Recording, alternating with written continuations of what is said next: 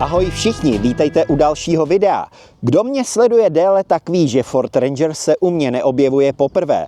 Vlastně je to dneska už jeho třetí návštěva. Začal jsem poctivým naftovým šestiválcem a pak jsem vyzkoušel bestii jménem Raptor, ze které jsem byl úplně hotový. A dneska? Dneska se podíváme na něco, co budí obrovské emoce a diskuze. Ford Ranger Plug-in Hybrid. Proč ho testuju? Odpověď je jednoduchá, protože se mě na něj ptá čím dál víc lidí. Dokonce hned dva moji blízcí kamarádi uvažují, že si ho pořídí a chtěli po mně vědět, jestli to není jenom nějaký ústupek ekologii, nebo jestli je to pořád ten tvrdák, na kterého jsou zvyklí. Tak jsem si ho vzal do parády, abych jim a vám dal jasnou odpověď. Když se na něj podíváte zvenku, asi vás nic nešokuje. Je to pořád ten starý, dobrý, obrovský Ranger. Zůstaly i všechny terénní schopnosti, včetně brodivosti 800 mm. V tomhle směru Ford neexperimentoval a udělal dobře. Taky interiér je prakticky beze změn. Všechno je tam, kde má být. Robustní plasty a velký displej. Dobrou zprávou je, že i u hybridní verze zůstala zachována široká škála jízdních režimů ovládaná otočným voličem od úsporného módu Eco přes Sport až po specifické nastavení pro bláto, písek či tažení přívěsu. Takže to nejpodstatnější se děje pod kapotou a v podvozku. Než se ale pustíme do jízdy, pozval jsem si kamaráda Tomáše, který má k Rangerům co říct. Peťo, já ti to řeknu na rovinu, nebýt tvý recenze, tak tyhle auta v garáži asi nemám. Na tvoje doporučení jsem si koupil už 2 Rangery, oba naftové šestiválce Valtrak a nedám na ně dopustit. Jsou to dělníci, se kterými jsem naprosto spokojený. Jenže teď jsem vyzkoušel nový plug-in hybrid a musím uznat, že mi to trochu zamotalo hlavu. Kdybych se rozhodoval dneska, vážně bych o tom hybridu uvažoval. Se svým nafťákem jezdím stabilně kolem 12 litrů. U toho hybridu mě fakt dostalo, že jsem se v pohodě držel mezi 8 a 9 litry benzínu, což je u takového auta pecka. Při tahání přívěsu se to ale láme. Když za nafťák zapřáhnu vlek, vezme si nějakých 17-18 litrů. Ten benzínový hybrid už při zátěži logicky žere víc. Tam jsem byl někde kolem 21-20 litrech. Takže na dálky s těžkým nákladem je nafta pořád jistota. Pro mě je tam ale jeden obrovský argument pro hybrid. My na place při natáčení pořád taháme generátory na výrobu elektřiny. A to auto si můžu na place v klidu dobít. Fakt mě to auto překvapilo. Je tichý, je silný a ta možnost nabíjení je pro moji práci doslova geniální. Tak jste to slyšeli sami, právě Tomáš byl prvním impulzem k tomu, proč jsem chtěl Ranger Plug-in Hybrid vyzkoušet. Tohle auto není o tom, že ušetříte pár litrů benzínu v městském provozu. Je to o nové úrovni využitelnosti. Ale teď už pojďme za volant, protože jsem s tímhle autem na Vysočině a mám za sebou prvních pár stovek kilometrů v různých podmínkách.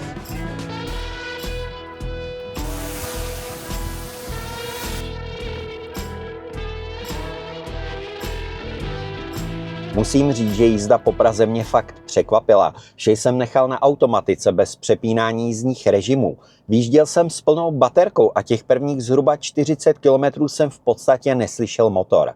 Pak jsem se vydal po dálnici na Vysočinu. Auto si to krásně kormidlovalo v hybridním režimu a i když šťáva v baterii došla, ten systém si pořád nechává malou rezervu na to, aby vám pomáhal třeba při každém předjíždění.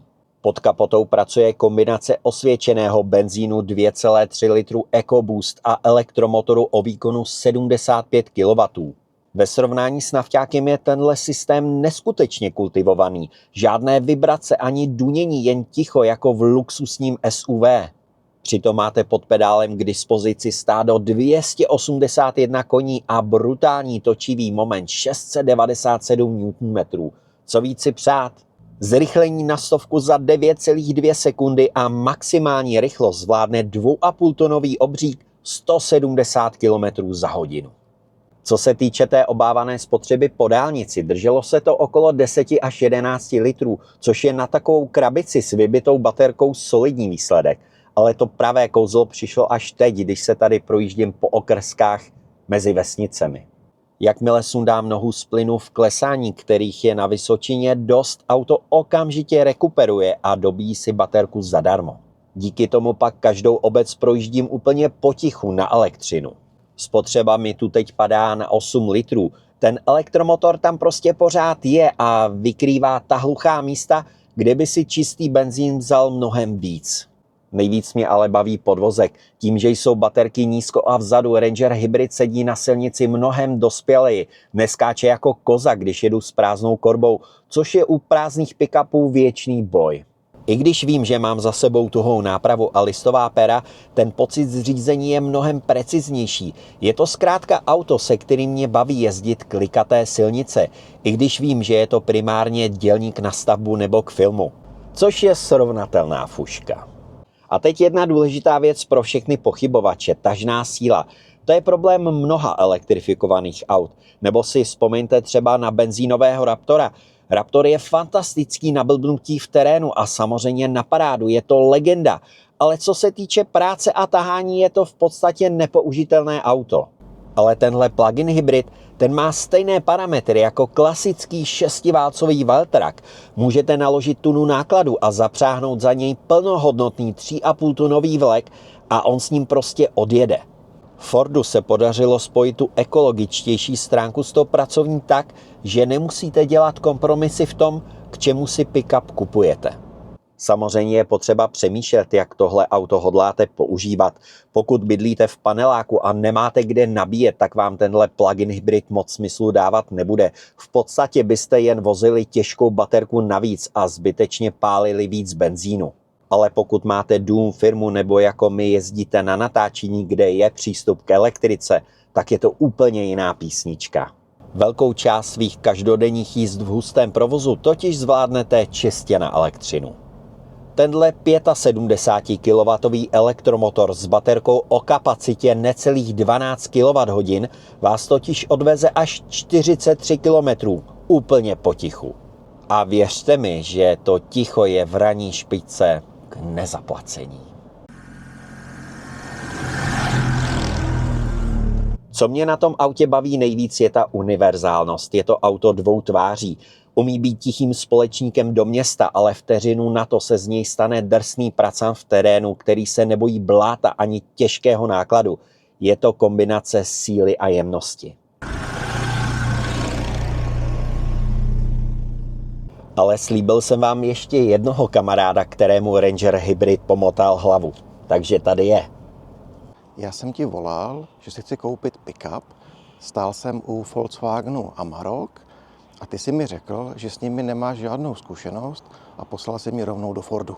Jo, no, české zastoupení Volkswagenu mi nepůjčuje auta, ale je to jejich chyba. Přišli o několik prodaných Amaroků, ale i karavel a transportérů. No a tvoje poznatky? No, stejně, když jsem přišel do Volkswagenu, tak jsem zjistil, že nemají žádné auto na půjčení a vlastně jsem se v tom nemohl projet. Když jsem přišel do Fordu, tak bylo vždycky několik verzí, mohl jsem se projet, v čem jsem chtěl a mohl jsem si to porovnat. No a potom ty samotné detaily, tak tam vlastně u Volkswagenu za stejné peníze dostanete menší praktičnost než u toho Fordu. No a tvoje dojmy, dokážeš už teď říct, jestli bys preferoval spíš naftu nebo plug-in hybrid? Já jsem si vyzkoušel obě verze, jak naftovou, tak plug-in hybrid. A byl jsem sám překvapený, jak plug-in hybrid funguje ve městě, proto jsem ti volal, aby si to taky otestoval. A je to otázka asi spotřeby a o tom, co člověk preferuje, a to čekám, jak dopadne tvůj test. Takže jaký je můj verdikt pro moje dva kamarády a pro vás? Pokud váš životní styl zahrnuje tahání vleků napříč republikou každých pár dní, zůstaňte u osvědčené nafty. Je to jistota, kterou v téhle disciplíně nic nepřekoná. Ale pokud hledáte moderní auto, které zvládne denní popojíždění s nízkou spotřebou, nabídne neuvěřitelný komfort a k tomu přidá geniální funkci Pro Power Onboard, kdy vám auto slouží jako zdroj energie pro vaše nářadí nebo techniku, tak je Ranger Plug-in Hybrid momentálně to nejzajímavější, co si v tomhle segmentu můžete koupit. Mě tohle auto fakt bavilo a upřímně mě překvapilo, jak dospěle se chová. Díky, že jste se dívali. Dejte vědět do komentářů, jestli byste dali přednost naftě nebo tomuhle hybridu. A uvidíme se u další recenze. Ahoj!